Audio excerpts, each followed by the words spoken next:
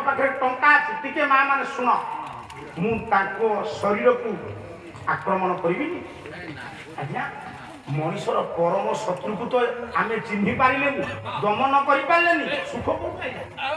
मनीषर परम शत्रु किए तोर परम शत्रु किए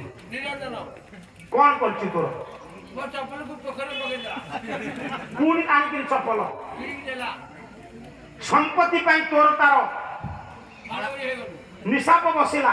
पुणी समाधान है पुणी कोड़ा कोड़ी है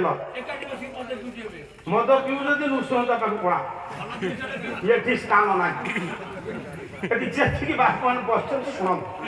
आज केस है समाधान हम किंतु से शत्रु को तू चिन्हवा तीन दिन पूर्व टिकेट कर एक गोड़िया भोक पाखे ठिया से शत्रु प्रधानमंत्री पाखे भी पहुंची पार राष्ट्रपति पाखे भी निजे भगवान वही संस्कृत महाभारत कवि हेते व्यास मु बेसी आलोचना करूनी आपण माना सुनिबे राधा किए केमिति धरा पक्ष को आसीबे राधा कृष्ण को हिसाब कोन हबो अभिमन्यु सांग आमे गोटे प्रमाण देबो ये तू जणा पड़ी जीव जाजपुर वासी कर अभिमन्यु को प्रति कृत्य श्रद्धा ताको निशापटा सुनिबा दे अपेक्षा करिबे कहला पूरा संसार ओ दीर्घ रदस्य सुविचार महोत्सव हे कोह कश्यप संसार विचारेण विलीयते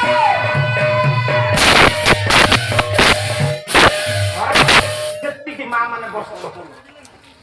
आपण को शरीर सुस्थ अछि बोली आपण पालन बासते ए पो शरीर जदि सुस्थ न रहिबो आपण पालन देखो बसी बंधु को बुझिबे आम शरीर भितर पंडिते प्रकृत परम शत्रु किए ना रोग आ लाइफ टाइम रोग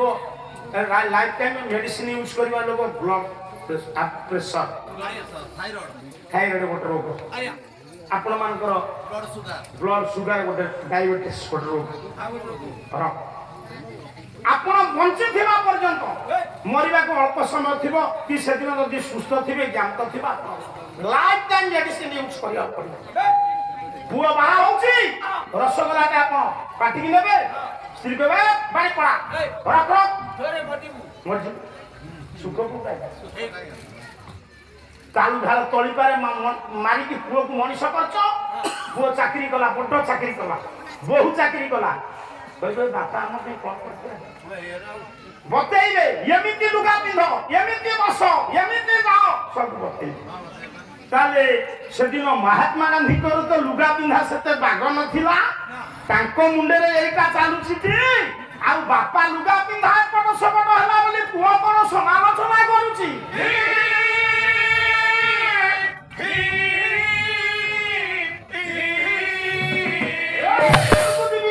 मनीषर परम शत्रु होची रोग को आपण दबाई के रखिबा औषध मूल उत्पादन शरीर व्याधि कम शरीर अछि रोग ताले रोग रो मान को देखि डॉक्टर औषध देबे ताले डॉक्टर को पाखे औषध आज्ञा महौषधि रोगी पाखे हां सर केमिति मु जने डायबिटीज पेशेंट मो रोग रो मान को देखि डॉक्टर औषध देबे मु चिकित्सा रहिबेनी सवाल कर ना ताले महौषधि सुचिकित्सा आकु व्यास लखि जंती मनीषर परम शत्रु होची रोग खुशी आइला को गामे माने आसीते धाउरा रुगु कहले सेतबेले जे राधा आसी म बेसी समय नउनी आज्ञा मो चाबा को पाखु जिबिनी आम ओडिसा माटीर प्रथमे राधा दुई अक्षर गोटिए शब्द आनिले किए ना द्वादश शताब्दीर गीति काव्यर स्रष्टा जगन्नाथंकर प्रिय कवि जो कवि को पाखे मुंड नुआई जंती भंग दिन कृष्ण कहला ये दिन कृष्ण दया देव पादर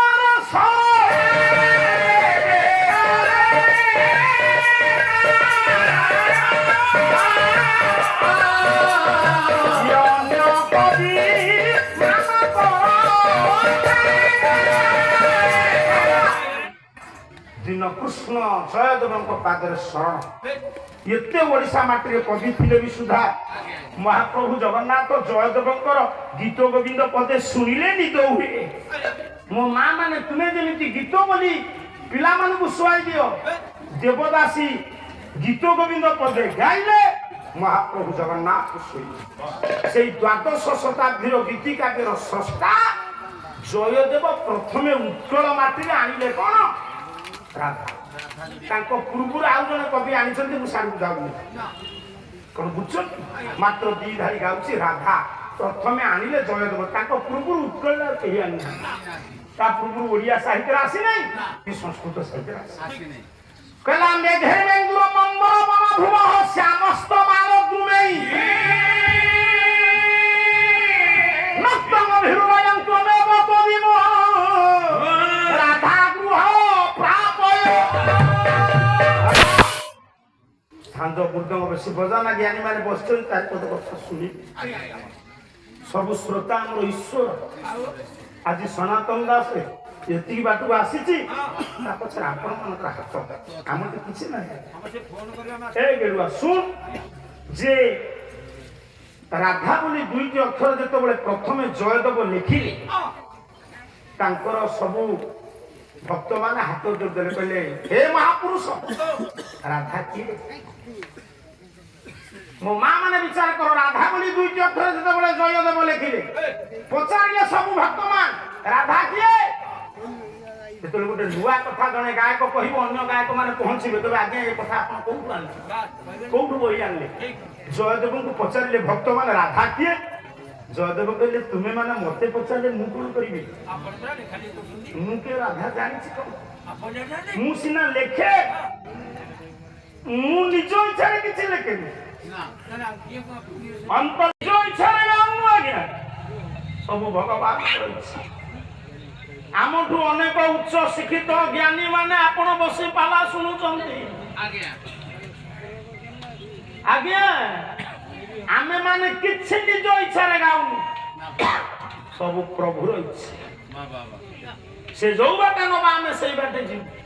कोन बुझुछु सम्मानस्पद गायक मास्टर कोन निजे लेखंतिनी आपण को माधव जहा कहंती लेखंती ना हां विश्वास होना सुनो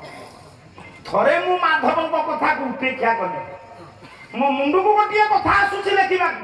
निच्छक कथा ये दुनिया रे समस्त कवि हेले भगवान निजे कलम धरी कौन सी कवि गैप पूरण करना शून्य स्थान पूरण करना जयदेव कहले बाबू सुन से दिन मते विरक्त लगिला कारण मो मुंडू को चिंता आसुची गोटे हेले मो विवेक मते बाधा दउ मु विरक्त होई तेल लगे निकटस्थ प्राची नदी की गाधेबा गली मुझे ये आज हो कौन बुझु कवि माने लेखंती बेले बेले मुंडू को जदि न आसो से भारी विरक्त तेणुक मुझे प्राची नदी की गली गाधेबा निजे भगवान कृष्ण जयदेव रूप सेमती तेल लगा से लुगा से चाहानी से रूप दौड़ी आइले डाकिले पद्मा अरे अधोबाटे मन पड़ा पदटा टिके पोथी और लेखनी देल शीघ्र दियो पुणी विस्मरण हो दिव्य अक्षर रे कस्तूरी बासना भासुची दिव्य पुरुष आज से शून्य स्थान को पूर्ण करदेले जयदेव जो थोड़े समस्या पड़े तरतर कर मात्र अल्प समय व्यवधान रे जेतबे असली जयदेव ओदा जुड़ू बुड़ू चली आस कारण एबे जाइचंती पुणी पूर्ण करी पद एते शीघ्र आसीबे प्राचीर दूरता जानिचंती पद्मा किमृत किंबा कर परि चाहिए जयदेव कहले पद्मा तुम तो मते देखिना परिवर्तन करबा पई वस्त्र दियो देखितो मते देखुछो तुमे कोठी गाडला प्राची नदी रे कि न ओहो पद्मा हिसाब रे कथा करो किए गल